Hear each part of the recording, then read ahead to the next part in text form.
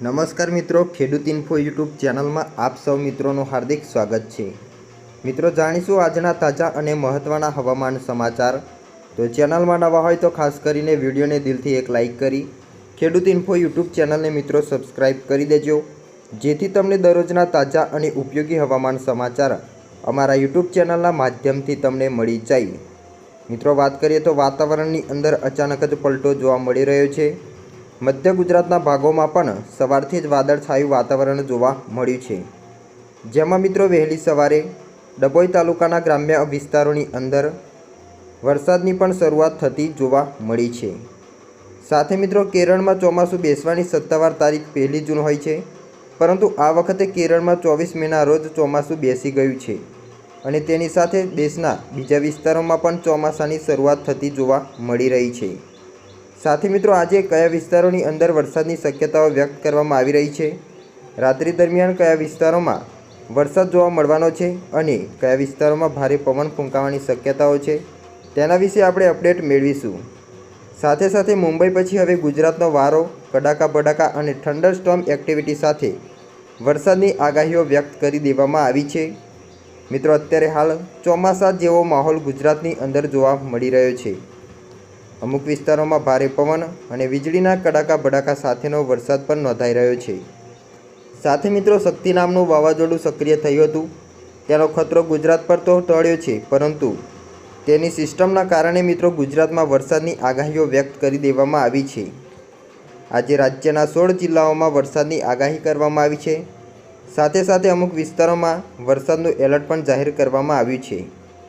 આજે 28 અને 29 મેના રોજ ભારે વરસાદની આગાહીઓ વ્યક્ત કરી દેવામાં આવી છે, જેમાં મિત્રો ગત રાતે રાજ્યના ઘણા ભાગોમાં ભારે પવન સાથે વરસાદ પણ ખાબક્યો છે। ઘણા વિસ્તારોની અંદર મિની વાવાઝોડું ફૂંકાયું હોય તેવી પણ સ્થિતિ જોવા મળી છે। સાથે જે આગામી 24 કલાક માટે વરસાદનું એલર્ટ પણ આપવામાં આવ્યું છે અને છૂટાછવાયા સ્થળો પર મધ્યમ મેઘગર્જના સાથે વરસાદની આગાહી કરવામાં આવી છે। સાથે પવનની વાત કરીએ તો મિત્રો 60 કિલોમીટરની ઝડપે પવન પણ ફૂંકાઈ શકે છે। અને મિત્રો જાણીશું કે આજે કયા વિસ્તારોમાં વરસાદનું ઓરેન્જ એલર્ટ આપવામાં આવ્યું છે, જેમાં મિત્રો તમે નકશામાં જોઈ શકો છો કે આજે પણ અમુક વિસ્તારોમાં ભારે વરસાદની આગાહી છે। 28 અને 29 મેના રોજ તો ભારે વરસાદની આગાહી પણ આપવામાં આવી છે। ઇન્ટરસ્પોસ્ટ ઓફ ગુજરાત અને દક્ષિણ ગુજરાતના જિલ્લાઓમાં ભારે વરસાદની આગાહી છે।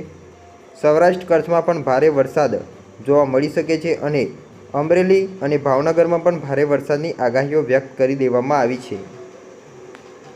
આજે મિત્રો હવામાન વિભાગ દ્વારા રાજ્યમાં કડાકા બડાકા સાથેના વરસાદની આગાહીઓ વ્યક્ત કરી છે। નોંધનીય છે કે મુંબઈ સહિત રાષ્ટ્રના કેટલાક ભાગોમાં ભારે વરસાદની આફત જોવા મળી છે, જેમાં ખાસ કરીને દરિયાકાંઠાના ભાગોમાં તો હાઈટાઈટ સહિત ભારે વરસાદ જોવા મળ્યો છે। હવે ગુજરાતમાં પણ ભારે વરસાદની આગાહીઓ વ્યક્ત કરી દેવામાં આવી છે। આજના દિવસે આખા રાજ્યમાં ગાજવીજ સાથે છૂટાછવાયા વરસાદની આગાહીઓ છે।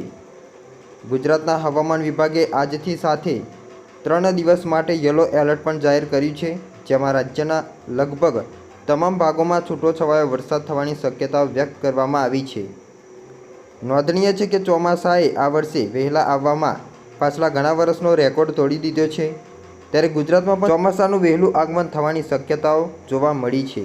આજે મિત્રો તમે જોઈ શકો છો મેપની અંદર કયા વિસ્તારોમાં કેવો વરસાદ જોવા મળી શકે છે, જેમાં મિત્રો આજે અમદાવાદ સહિત રાજ્યના તમામ જિલ્લાઓમાં છૂટોછવાયો વરસાદની સંભાવનાઓ વ્યક્ત કરવામાં આવી છે। સાથે સાથે યલો એલર્ટ પણ આપવામાં આવ્યું છે।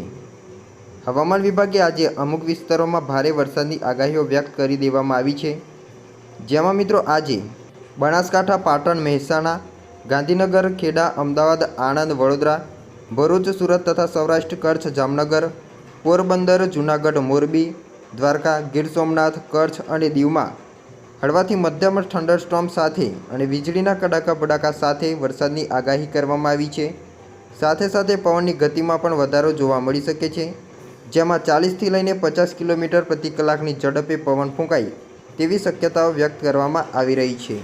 સાથે મિત્રો તમને જણાવી દઈએ કે સોમવારે જે આગાહી કરવામાં આવી હતી તેમાં પણ ભારે વરસાદની શક્યતાઓ છે, પરંતુ સૌરાષ્ટ્રના કેટલાક ભાગોમાં તાપમાનમાં કોઈ સંભાવનાઓ નથી, જ્યારે કેટલાક ભાગોમાં સામાન્ય કરતાં ઊંચું તાપમાન રહેવાની પણ શક્યતાઓ વ્યક્ત કરી છે. રાજ્યમાં સૌથી ઊંચું તાપમાન રાજકોટ, ભુજ અને સુરેન્દ્રનગરમાં 42 ડિગ્રી નોંધાયું છે. ભારતમાં ચોમાસાના આગમનની અસર મુંબઈમાં પણ સોમવારે જોવા મળી છે. ભારે વરસાદના કારણે સામાન્ય જનજીવન પ્રભાવિત થયું છે. મુંબઈમાં પણ ભારે વરસાદનું એલર્ટ પણ આપવામાં આવ્યું છે. ભારે વરસાદની અસર મુંબઈના રેલવે, હવાઈ અને રોડ માર્ગને પણ અસર થતી જોવા મળી છે. સાથે સાથે મુંબઈમાં 50થી લઈને 60 કિલોમીટરની ઝડપે પવન ફૂંકાય તેવી પણ શક્યતાઓ છે. સાથે સાથે વીજળીના કડાકા ભડાકા સાથે વરસાદ થવાની સંભાવનાઓ વ્યક્ત કરી દેવામાં આવી છે.